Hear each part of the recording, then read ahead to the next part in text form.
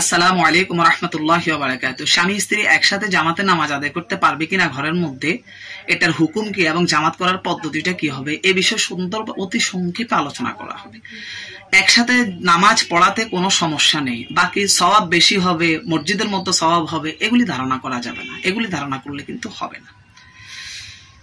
তো এখানে জামাত করার ক্ষেত্রে স্বামী সামনে দাঁড়াবে এবং স্ত্রী পিছনে দাঁড়াবে। একেবারে বরাবর কিংবা সমান সমান হয়ে দাঁড়াবে না, তাহলে নামাজ ফাসেদ হয়ে যাবে, নামাজ বাতিল হয়ে যাবে, নামাজ হবে না।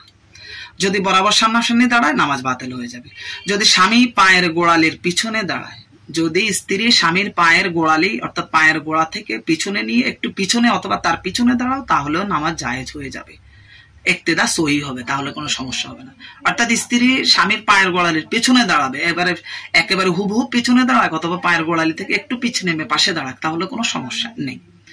এটা দলিল হচ্ছে আল বাহরুর রায় কিতাব এবং আদ-দুররুল মুখতার, আমাদের হানাফি মাযহাবের বিশ্ববিখ্যাত ফতোয়া গ্রন্থগুলা, ফিকহের কিতাবগুলা, ওখানে বর্ণিত আছে আল মারআতু ইযা সাল্লাত মা যাওজিহা ফিল বাইতি ইন কানা কদামুহা মাহাল্লি আকদামি যাওজি লা তাজুজু সালাতুহুমা বিল ইজমা ওয়া ইন কানা কদামুহা খালফা কদামি যাওজি জাযা।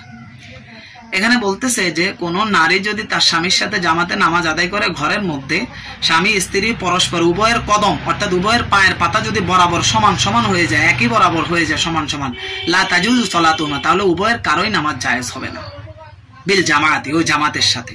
ওয়াইন কানা কদমা খলফা কদমের যাও, যে আর যদি স্বামীর কদমের পিছনে, স্বামীর পায়ের গোড়ালির পিছনে যদি দাঁড়ায়, একটু পিছ নেমে দাঁড়ায়, তাহলে সর্বসম্মতিক্রমে নামাজ জামাতে জায়েজ হবে, স্বামী স্ত্রী উভয়জনের নামাজ জায়েজ হবে।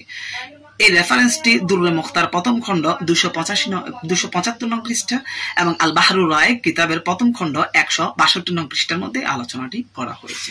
তাহলে জামাতে নামাজ আদায় করতে কোনো সমস্যা নেই। তবে হ্যাঁ, গাফলতের কারণে, অলসতার কারণে আমরা মসজিদ কেন পরিত্যাগ করব? বিশেষ প্রয়োজনে যেতে পারিনি, তাহলে মাঝে মাঝে হঠাৎ হয়ে গেছে, সেটা ভিন্ন কথা। তাহলে স্ত্রীকে বিবিকে নিয়ে পাশে তালিম হিসেবেও নামাজ আদায় করা যেতে পারে জামাতে শিক্ষার জন্য, কোনো সমস্যা নেই। তো ভাই, এখন ইমানি দায়িত্ব মনে করে ভিডিওটি শেয়ার করুন, একটি লাইক করুন এবং কোনো বিষয় অস্পষ্ট থাকলে কমেন্ট করবেন। প্রত্যেকটি আপডেট নিয়মিত পাওয়ার জন্য এখনই চ্যানেলটি সাবস্ক্রাইব করে ফেলুন। আগামী কোনো পর্বে দেখা হবে, সে পর্যন্ত আল্লাহ সবাইকে ভালো রাখুক, সুস্থ রাখুক। আল্লাহ।